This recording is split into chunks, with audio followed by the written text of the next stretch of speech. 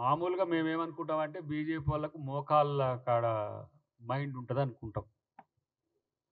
అది మోకాళ్ళల్లో గూడా లేదు, అరికాళ్ళలో పడిపోయిందని తెలుస్తుంది. ఒక రోజున కిషన్ రెడ్డి అయితే, ఇంకో రోజున బండి సంజయ్ అయితే, మరొక రోజున ఈటెల రాజేందర్ అయితే, ఇంకో రోజున ఎన్‌విఎస్‌ఎస్ ప్రభాకర్ అయితాడు. ముఖాలు మారుతాయి తప్పితే, వాళ్ళ ముఖాలు మారుతాయి తప్పితే, వాళ్ళ బుద్ధిలో మార్పయితే రాదు. ఎందుకు ఈ పరిస్థితిలో డీఎన్ఏ ఇట్లెందుకున్నది అని ఆలోచిస్తే, వాళ్ళకు అబద్ధాలను ప్రచారం చేయడం అనేది ఒక తంతుగా మారిపోయింది. ఒక అబద్ధాన్ని పదే పదే పదే మాట్లాడితే నిజమైతదన్నట్టుగా ఏదైతే గోబెల్ వెనకటికి ఓ మంత్రి ఉండెనో, జర్మనీలో హిట్లర్ కాడు ఉంటుండే ఆయన. ఈ నియంతలకే ఇట్లాంటి అబద్ధాల మీద ప్రేమ ఉంటది. మామూలుగా బీజేపీ‌ఓళ్ళకి ఇప్పుడు ఎట్లా అబద్ధాల మీద ప్రచారం చేస్తారో, అట్లా ఇలా ఎన్‌విఎస్‌ఎస్ ప్రభాకర్ గారు ఏమంటాడంటే, బీఆర్ఎస్‌కు కాంగ్రెస్‌కు డీల్ కుదిరింది. జూన్ 2వ తారీఖునో లేకపోతే డిసెంబర్ 9వ తారీఖునో వాళ్ళిద్దరు కలిసిపోతారు. ఇంకా కొత్త జోక్ ఒకటి చెప్పిండు ఆయన. చాలా విచిత్రమైన జోక్. అది నవ్వుకోవడానికి కూడా చాలా కష్టంగా ఉంటది. ఏమంటాడు ఆయన? కేసీఆర్ ముఖ్యమంత్రి చేస్తానికి కాంగ్రెస్ పార్టీ డీల్ చేసిందని ఒక పిచ్చి వాగుడు వాగే ఎన్‌విఎస్‌ఎస్ ప్రభాకర్.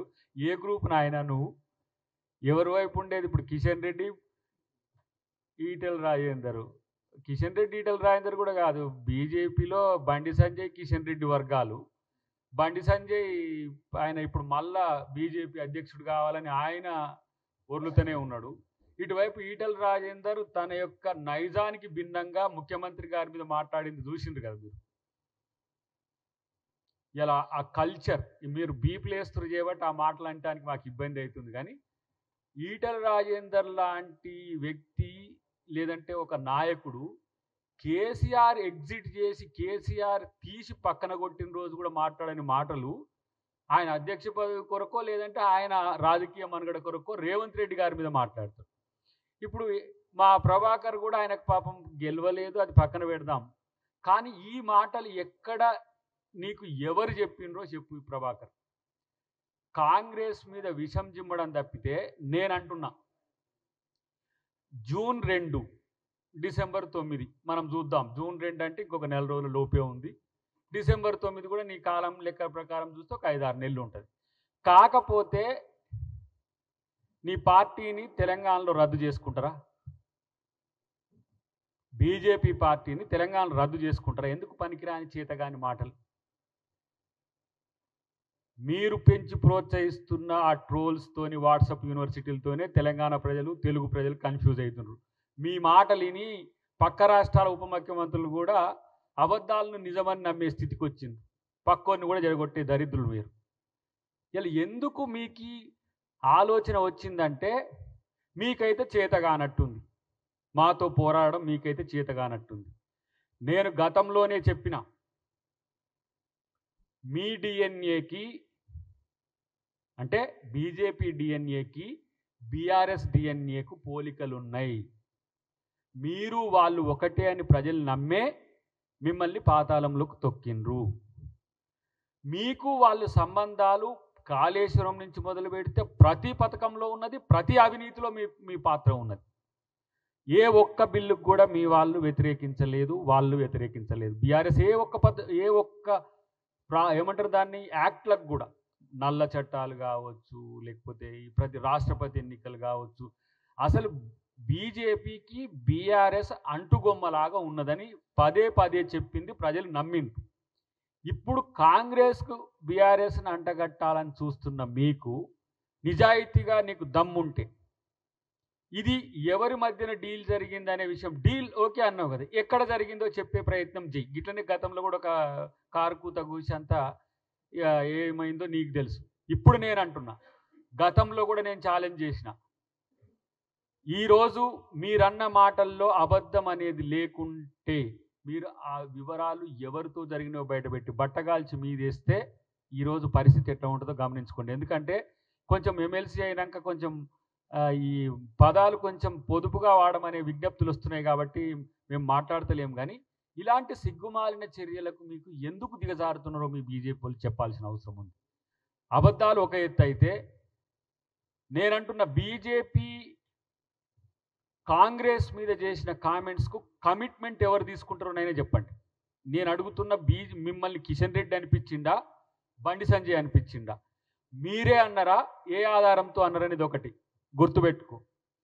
రేవంత్ రెడ్డి గారు ముఖ్యమంత్రిగా ఈ టర్మే కాదు, నెక్స్ట్ టర్మ్ కూడా వచ్చే అవకాశాలు ఉన్నాయని రేవంత్ రెడ్డి గారి మీద బీజేపీ బీఆర్ఎస్ పార్టీ టార్గెటెడ్గా చేస్తున్నారు. ఎప్పటికీ బీఆర్ఎస్తో కాంగ్రెస్ కలవదు. ఎందుకు కారణం అంటే అది మా రాహుల్ గాంధీ గారు ఇదే వేదిక మీద గాంధీ భవన్లో చెప్పిపోయింది. ఎవరైతే బీఆర్ఎస్తో పొత్తో బీఆర్ఎస్తో ఎవరైనా కలిసిపోతామంటే పార్టీలకు వెళ్ళి సస్పెండ్ చేస్తా అని చెప్పిండ్రు.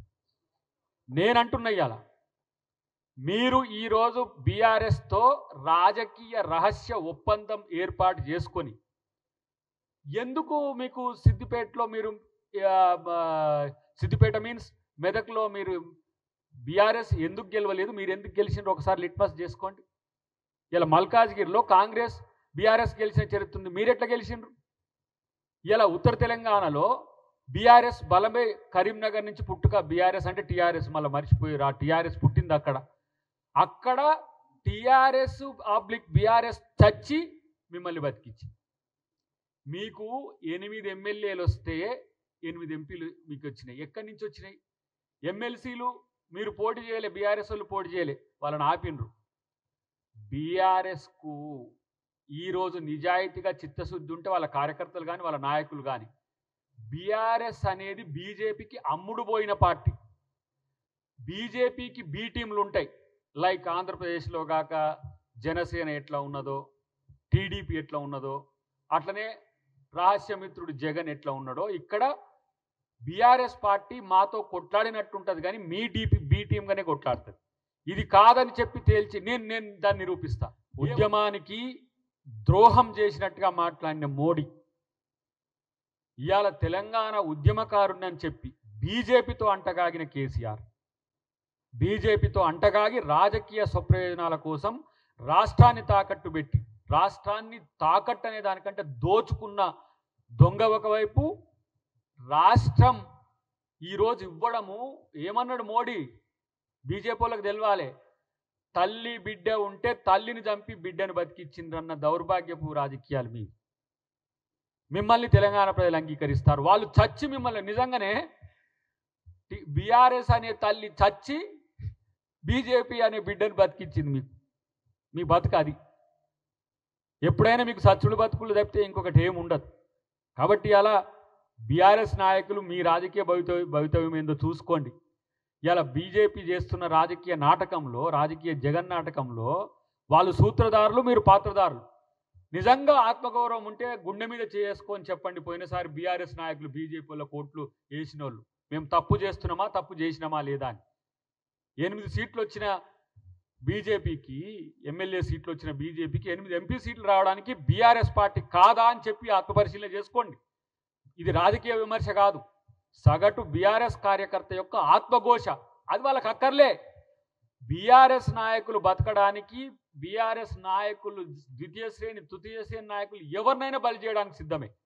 బీజేపీ తను బతకడానికి ఎవరిని చంపడానికైనా సిద్ధం ఇవ్వాలి. అక్కడ అకాలీలను చంపిండ్రు, ఇక్కడ శివసేనని చంపిండ్రు, అక్కడ బీఎస్పీని చంపిండ్రు. ఇక రాష్ట్రానికి ఇట్లా వచ్చుకుంటూ పోతే ఇక రేపు ఉన్నది ఎవరైనా ఒక ఆయన చంద్రబాబు, ఇంకొక ఆయన ఏమో ఆయన పేరేంది పవన్ కళ్యాణ్. వాడుకుంటారు. ఇలా చూస్తలేమా కర్ణాటకలో ఎవరెవరిని ఏ విధంగా తయారు చేసి ఎట్లా బానిసలుగా చేసుకున్నారో. నితీష్ కుమార్ కూడా బలయ్యే స్థితిలోనే ఉన్నారు. కాబట్టి మిత్రులారా, తెలంగాణ ప్రజలారా, బీజేపీ నాయకులకు మైండ్ దొబ్బింది. వాళ్ళని క్షమించండి, వాళ్ళ మాటలు పట్టించుకోకండి, వాళ్ళ అబద్ధాలను పట్టించుకోకని చెప్పి నేను విజ్ఞప్తి చేస్తున్నాను.